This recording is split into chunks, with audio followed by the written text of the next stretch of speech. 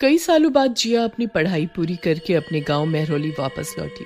माँ नीलम और उसके पिता गोकुल बेटी को अपने पास देखकर बहुत खुश थे, पर जिया गांव आकर जरा भी खुश नहीं थी। ओहो, यहाँ कितनी गर्मी है और ऊपर से बदबू, सांस लेना भी मुश्किल है यहाँ तो। बेटी, जिसे तुम बदबू बोल रही हो वो गांव की मिट्टी की खुशबू है। बेटिया रानी, जब तुम इतनी सी थी ना, तब इसी गांव की मिट्टी में तुम दिन भर खेला करती थी। और तो और पूरा दिन मेरे इन कंधों पर टंगे रहना कि पापा घोड़ा बनो, मुझे घोड़े की सवारी करनी है। वो सब पहले की बात है। अब मैं बड़ी हो गई हूँ और शहर में रहकर मुझे शहर की आदत भी हो गई है। मुझे अभी फ्रेश होना है, मैं अंदर जाती हूँ। जिया शहर जाकर बहुत बदल गई है। इतने सालों बाद हम लोगों से मिली और हमारे गले तक नहीं लगी। तभी अंदर से जिया की आवाज आती है और दोनों दौड़कर अंदर जाते हैं। मुझे टॉयलेट जाना है, बताओ टॉयलेट कहाँ है? मैंने घर का कोना कोना देख लिया पर टॉयलेट कहीं नहीं दिखा। बताओ अब तुम ही कहाँ है टॉयलेट? तुम्हारा मतलब शौचालय ना? हाँ बापू, वही तुम्हारा शौचालय। हमारे घर में तो क्या, पूरे गांव में शौचालय नहीं है। यहाँ गांव के सभी लोग नदी के उस पार झाड़ियों में जाते हैं शौच के लिए। क्या झाड़ियों में? पर माँ, मैं नहीं जा सकती वहाँ। मुझे अभी के अभी एक टॉयलेट बनवा कर दो यहाँ घर में, नहीं तो मैं वापस चली जाऊंगी शहर। जिया अपने माँ बापू से बहुत गुस्सा होती है और उसे मजबूरी में नदी के पास ही जाना पड़ता है शौच के लिए। जिया नाराज हो गई है। मुझे तो ये डर है कि कहीं जिया वापस शहर ना चली जाए। नहीं नहीं, मैं अपनी बेटी के लिए शौचालय बनवाऊंगी, चाहे कुछ भी हो फिर बाद में।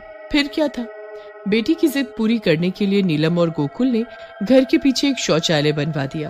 पर इसकी खबर गांव के सरपंच को हो जाती है। ये ठीक ना किया गोकुल ने, मुझसे बिना पूछे गांव में बेटी के लिए शौचालय बनवा दिया। उन्हें देखकर और लोगों पर भी असर होगा इसका। फिर हमारी तो इस गांव में कोई इज्जत ही नहीं रहेगी। ना ना ना, मैं ऐसा नहीं होने दूंगा। सरपंच अपने आदमियों को चुपचाप वो टॉयलेट तोड़ने को बोलता है। वहाँ जिया घर में नया टॉयलेट देखकर बहुत खुश थी। टॉयलेट गंदा ना हो इसलिए वो अपने सिवाय किसी दूसरे को वहाँ जाने भी नहीं देती थी। उसे वो खुद साफ करती थी और उसे चमका कर रखती थी। एक दिन जिया आधी रात के वक्त टॉयलेट गई, तभी पीछे से सरपंच के कुछ आदमी वो टॉयलेट तोड़ने आ जाते हैं। तभी जिया उन्हें देख लेती है। कौन हो तुम, और इतनी रात गए तुम यहाँ क्या कर रहे हो? ए लड़की, हट जा यहाँ से, क्योंकि हम तुम्हारा ये शौचालय तोड़ने आए हैं। मैं तुम्हें ऐसा नहीं करने दूंगी। अभी शोर मचाकर लोगों को इकट्ठा करती हूँ, रुको। इससे पहले कि जिया शोर मचाती, उसमें से एक आदमी पीछे से जिया के सिर पर डंडा मार देता है। सिर पर डंडा लगने से जिया की वहीं मृत्यु हो जाती है। सभी आदमी जिया की लाश देखकर बहुत डर जाते हैं, इसलिए जिया को वहीं टॉयलेट में गाड़ कर चले जाते हैं और इसकी खबर वो सरपंच को भी दे देते हैं। अरे नलायकों, अब जो होना था सो हो गया। पर तुम सब अपना ये मुंह बंद रखना, किसी को इस बारे में कुछ पता ना चले, समझे? वहाँ जिया को घर में ना पाकर उसके माँ बापू बहुत दुखी थे। उनका रो रो कर बुरा हाल था। ऐसे ही कई दिन बीत गए। आधी रात का वक्त था और ठंड भी बहुत थी। इसी बीच गांव में रहने वाली शारदा का पेट खराब हो जाता है। सुनो जी, मेरा पेट बहुत दर्द कर रहा है और मुझे अभी शौच के लिए जाना है, पर इतनी रात में और ऊपर से ठंड में मेरा मन ही नहीं है इतनी दूर जाने का। तुम एक काम क्यों नहीं करती? गोकुल ने जो अपनी बेटी के लिए शौचालय बनवाया था, तुम उसमें क्यों नहीं चली जाती? पर वो तो कई दिनों से बंद पड़ा है, उस पर ताला लगा है। ताला तो टूट भी सकता है ना। मैं तुम्हारे लिए क्या इतना भी नहीं कर सकता है? फिर क्या था, राजू चुपचाप बिना आवाज किए टॉयलेट में लगा ताला तोड़ देता है। अंदर से टॉयलेट बिल्कुल साफ सुथरा देख शारदा बहुत खुश हो जाती है। शारदा शौच करने जाने ही लगती है कि तभी उससे दरवाजे की कड़ी नहीं खुलती। अरे ये खुल क्यों नहीं रही, इसे क्या हुआ? खुल जा जल्दी, इससे पहले कि कोई मुझे यहाँ देख ले। तभी टॉयलेट में छिपी बैठी एक चुड़ैल शारदा के कंधे पर हाथ रखती है। ऐसे कैसे जाने दूं मैं तुम्हें यहाँ से? चुड़ैल, अरे अब मैं क्या करूं, किसी को आवाज भी नहीं लगा सकती। देखो, तुम मुझे जाने दो, मैंने तुम्हारा क्या बिगाड़ा है? जो मेरा रास्ता रोक रही हो तुम। एक तो तुमने मेरा टॉयलेट गंदा किया, शौच करके उसे साफ भी नहीं किया और चल दी ऐसे ही। इसे साफ करो अभी। तभी कोने में रखा डंडा उठाकर शारदा चुड़ैल पर मारने लगती है। चुड़ैल गुस्से से अपने नुकीले नाखूनों से शारदा का सिर धड़ से अलग कर देती है और उसके शरीर के छोटे छोटे टुकड़े करके टॉयलेट में फ्लश कर देती है। मुझे तो आना ही था। आखिर मेरे माँ बापू ने मेरे लिए इतने प्यार से ये टॉयलेट जो बनवाया था, और ये गांव की औरत मेरे टॉयलेट को गंदा करने चली थी। शारदा को मारने के बाद चुड़ैल टॉयलेट को साफ करने लगती है। टॉयलेट का एक एक कोना अच्छे से चमका देती है। अगले दिन सुबह सुबह खेत पर जाते वक्त हरिया को बहुत जोर से लगने लगती है। हाय रे, ये मेरा पेट, इसे भी अभी रास्ते में ही आनी थी क्या? यहाँ कहाँ जाऊं करने? अब तो बिल्कुल भी और नहीं रोक सकता। मुझे अभी जाना होगा। अरे ऐसा करता हूँ कि मैं चुपके से उस शौचालय में चला जाता हूँ। हाँ, अभी तो यही सही लग रहा है। भाग हरिया भाग, जल्दी भाग, नहीं तो निकल जाएगी। जैसे ही हरिया शौचालय का दरवाजा खोलता है तो वहाँ वही चुड़ैल घूंघट ओढ़े शौचालय को साफ कर रही होती है। अरे ये सफाई करना बंद करो और यहाँ से बाहर निकलो, मुझे बहुत जोर से लगी है। चुड़ैल चुपचाप वहाँ से बाहर आ जाती है।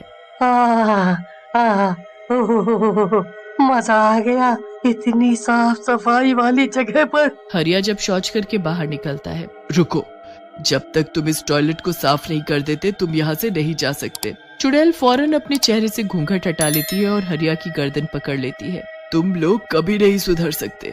गंदगी में तुम लोगों को रहने में बहुत मजा आता है ना, तो लो गंदगी में ही मरो जाकर। चुड़ैल हरिया को जान से मार देती है और उसके भी छोटे छोटे टुकड़े करके टॉयलेट में फेंक कर फ्लश कर देती है। अब मुझे ये टॉयलेट फिर से साफ करना होगा, सारा गंदा कर दिया।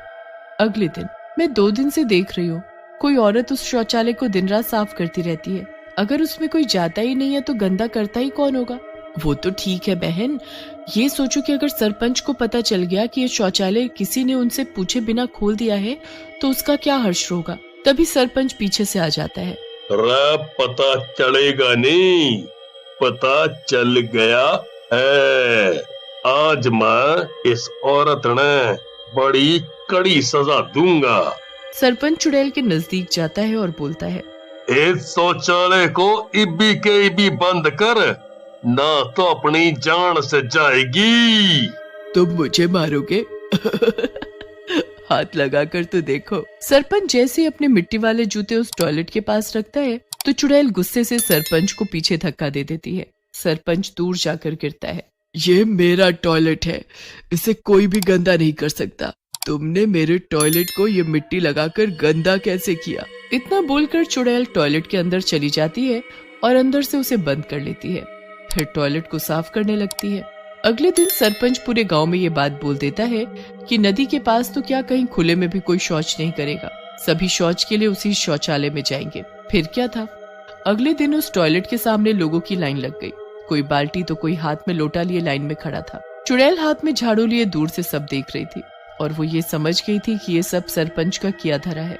सुबह से शाम तक टॉयलेट में जा जाकर सभी लोग टॉयलेट को बहुत गंदा कर देते हैं। उफ, इतनी गंदगी तो मैंने आज तक नहीं देखी। आज तो मैंने किसी को कुछ नहीं कहा, पर कल इनका क्या होगा। सुबह के 4 बजते ही लोग शौच के लिए टॉयलेट जाने लगे। इस पाखाने को फिर से चालू करके सरपंच जी ने बहुत ही अच्छा किया। अब हमें दूर नहीं जाना पड़ता। मैं तुम्हें इतनी दूर भेजूंगी कि वहां से कभी वापस नहीं लौटोगी। मेरे टॉयलेट को गंदा करके तुम सब चैन की नींद सो रहे हो। इसे अभी के अभी साफ कर, नहीं तो मैं तेरा इस